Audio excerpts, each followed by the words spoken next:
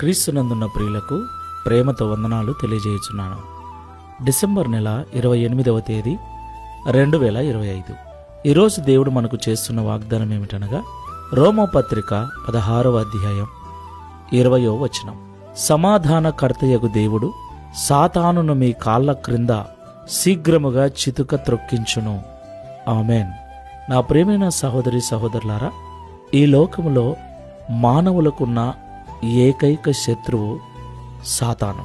దేవుని కార్యములకు, దేవుని వాక్యానికి, దేవుని సంఘానికి విరోధి ఎవరు అంటే సాతానుడే. వాని ప్రేరణతో ఈ లోకంలో మనుషులు పనిచేస్తూ ఉంటారు.